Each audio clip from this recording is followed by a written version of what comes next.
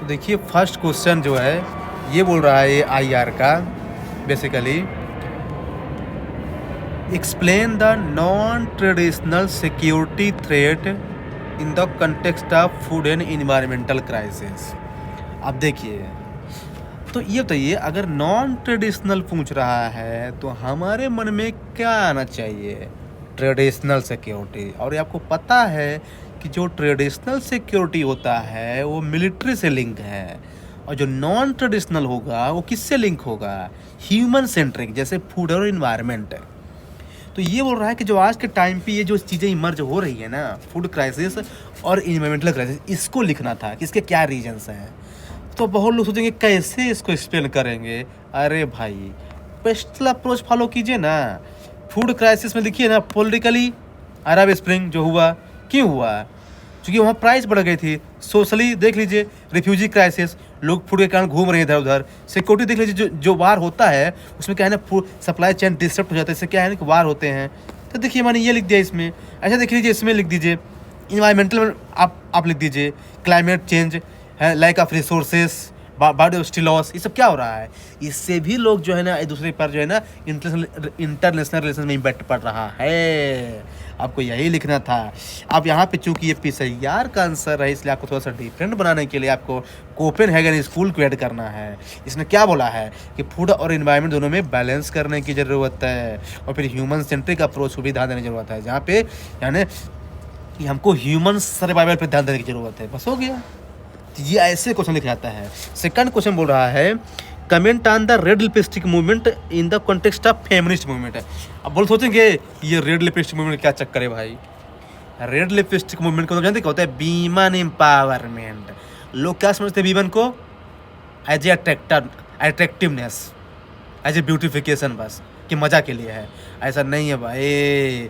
Women मतलब empowerment. अब कैसे इसको लिखें? तो आपको पता है कि थोड़ा पहले थोड़ा सा कंटेक्स्ट दीजिए कि ये वेस्टर्न डोमिनेंस से इमर्ज हुआ है। अब आज टाइम का है ना इरानियन है ना, ईरान और अफगानिस्तान, यहाँ सब ये प्रेवलेंट है। अब देखिए अब आपको मान लीजिए लिखना है बहुत सारे अप्रोच, तो लिबरल अप्रोच पहले लिखिए ना कि इसे क्या बोलते हैं कि क्या है ना कि इससे इंडिविजुअल चॉइस पे ध्यान देने की जरूरत है। पोस्ट मॉडर्निस्ट बोलते हैं अरे भाई ये कुछ कंटेक्चुअल भी है और कुछ यूनिवर्सल भी है। इंटरसेक्सिस बोलते हैं देखिए क्या है ना, ये कुछ के लिए एम्पावरमेंट हो सकता है और कुछ के लिए कुछ नहीं है, ये केवल मार्केट ड्रिवन ब्यूटी है। हाँ अब देखिए रेडिकल में क्या भाई, हर जगह मेल डोमिनेशन है भाई, मेल डोमिनेटेड है। हाँ स्ट्रक्चर रिफॉर्म लाने की जरूरत है। मार्क्सिस्ट बोलते हैं ये सब हो रहा है ना, ये सब कैपिटलिज्म के कारण हो रहा है। कमोडिफिकेशन ऑफ बीमा, जिसको बोलते हैं पिंक कैपिटलिज्म।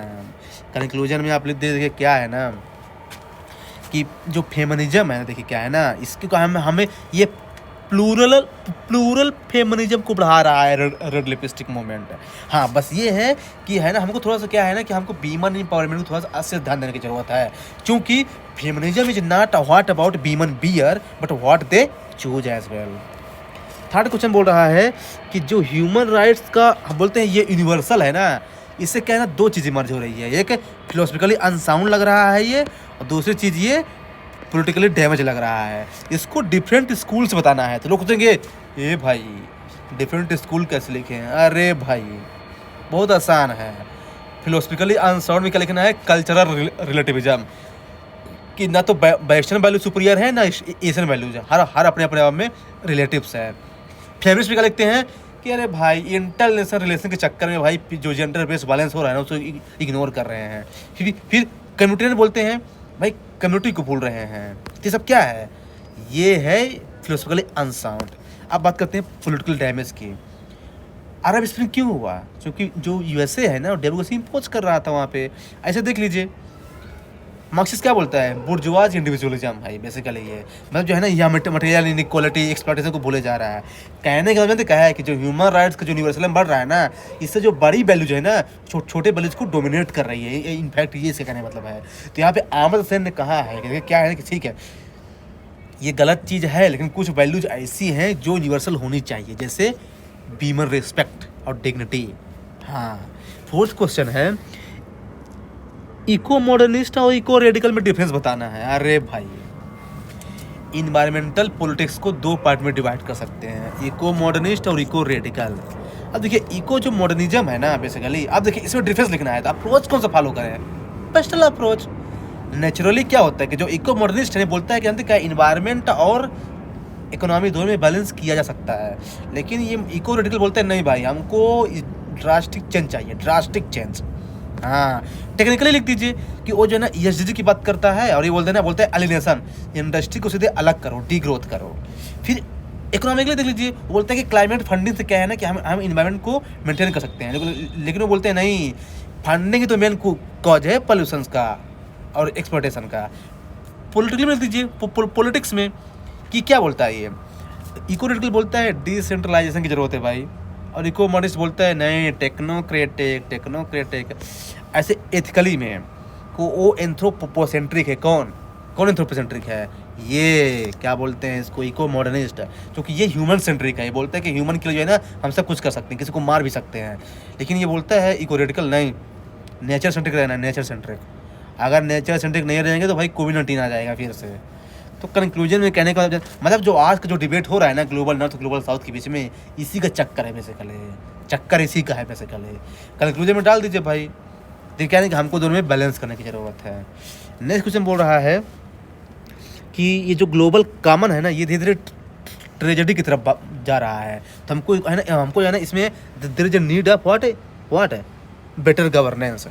तो पहले तो ये पता होना चाहिए ग्लोबल गवर्नेंस क्या है भाई। ओशन है, एटमॉस्फेयर है, साइबर स्पेस है और अंटार्कटिका है। हाँ तो अगर इनका ध्यान नहीं रखेंगे ना तो ट्रेजेडी ऑफ ग्लोबल कॉमन तो बढ़ेगा ही। क्यों? क्योंकि देखिए कोई सोवरेन अथॉरिटी नहीं है। आप देख लीजिए क्लाइमेट चेंज, कोई कलेक्टिव रिस्पॉन्सिबिलिटी नहीं। यहाँ पे आप ला सकते हैं अरिस्टोटल को, उसने क्या कहा है कि common responsibilities Noyan, common properties Noyan responsibility. फिर इसका एक और चक्कर है, एक चक्कर ये है कि पॉल्यूशन कोई और करता है और उसका इम्पैक्ट किसी और पे पड़ता है। हाँ तो हमको क्या करने की जरूरत है, बाइंडिंग एग्रीमेंट लाओ भाई। यूएनएफ ट्रिपल सीसी के साथ ही है ना, उसको भी कहते हो बाइंडिंग, मोटे प्रोटोकॉल की तरह लाओ उसको, साइंटिफिक कोऑपरेशन लाओ। यही करना है बेसिकली, और क्या करना है। ये कोड ध्यान रखिएगा, shared responsibility is the price of shared survival. इसका मतलब ये है कि मैन इज सोशल एनिमल। तो इससे क्या है ना कि हमको सबको एक साथ जो है ना आगे चल के आगे करना पड़ेगा काम सबको। हाँ नेक्स्ट क्वेश्चन बोल रहा है कि feminist critic of contemporary global issues. अब भाई आपको पता है कि जो इंटरनेशनल रिलेशंस है ना ये मेल डोमिनेटेड है, जिसको बोलते हैं एंड्रोसेंट्रिक। तो फिर बोलते हैं ये भाई ये काम नहीं चलेगा, ठीक ना, इनको हटाओ, यहाँ दिन भर यही चला जा रहा है, फेमिनिस्ट हमेशा मेल डोमिनेटेड है। अब इसको कौन कौन से एंगल में लिखना है, सिक्योरिटी लिख दीजिए, जेंडर वायलेंस बढ़ रहा है। अब देख लीजिए एक थिंकर है सिंथिया इनोली, बोलती है कि जब स्टेट पे ज़्यादा फोकस किया जाएगा तो ह्यूमन का फोकस कम हो जाएगा, ह्यूमन मतलब बीमन का फोकस कम हो जाएगा। अब देख लीजिए वार के टाइम पे क्या होता है, बीमन के साथ रेप हो जाता है। इकोनॉमिकली देख लीजिए कि जो पूरा जो इकोनॉमी है कैपिटलिज्म कौन डोमिनेट कर रहा है, मेल ओनली। ऐसे देख लीजिए कि बीमन घर में काम करते हैं उनको पैसे नहीं दिया जाता है। सोशल एंड पैट्रियार्कल माइंडसेट देख लीजिए, जेंडर बेस्ड वायलेंस चल रहा है। पॉलिटिक्स में देख लीजिए जो आज के बड़े बड़े लीडर्स हैं ग्लोबल पॉलिटिक्स में, कौन डोमिनेट कर रहा है, मेल डोमिनेट कर रहा है।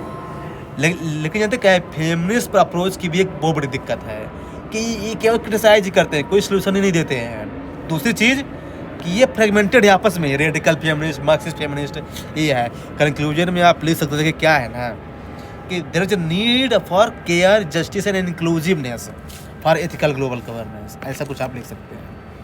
लास्ट क्वेश्चन बोल रहा है कि देखिए दो टर्म है, डेमोक्रेटिक बैक स्लाइडिंग और डेमोक्रेटिक बैक लैश। ये कैसे पैराडॉक्स बढ़ रहा है। आपको पता है कि जो आज की जो डेमोक्रेसी है ना वो क्राइसिस में है। क्यों, मैं बताता हूँ। डेमोक्रेटिक बैक स्लाइडिंग का मतलब ये होता है कि जो डेमोक्रेसी को इंश्योर करने के लिए जो बड़े बड़े इंस्टीट्यूशन बनाए गए हैं ना वो क्या हो रहे हैं, डिक्लाइन हो रहे हैं, क्योंकि एग्जीक्यूटिव का पावर बढ़ रहा है। देख लीजिए मीडिया कल्चर, डेमोक्रेटिक कल्चर, ये सब बढ़ रहा है बेसिकली। और लेकिन जो डेमोक्रेटिक बैकलैश है ना, इसका मतलब ये होता है कि लोगों में अवेयरनेस बढ़ने के चक्कर में लोग जो है ना सड़क पे आ रहे हैं और प्रोटेस्ट कर रहे हैं। अन्ना हजारे मूवमेंट हो गया है, फार्मर प्रोटेस्ट हो गया है, इधर देखिए क्या है। तो कहने का मतलब ये है ना कि इंस्टीट्यूशंस वीक हो रहा है लेकिन पीपल आगे आ रहे हैं। इसे कहते हैं पैराडॉक्स। क्यों, digital media is the main factor. क्योंकि लोगों में अवेयरनेस बढ़ रहा है ना, तो लोग कहते हैं नहीं भाई ये गवर्नमेंट गलत कर रही है, गवर्नमेंट गलत कर रही है, सीधे लोग आ जाते हैं यही क्या है इसके मतलब। तो कहने का मतलब जानते कहे डेमोक्रेसी जो है ना कोलैप्स नहीं है, कंटेस्टेड है। हमको नीड ये है कि हमको सब्सटेंटिव डेमोक्रेसी इंश्योर करना है, जो कि बी आर अम्बेडकर का भी कहना यही था। तो देखिए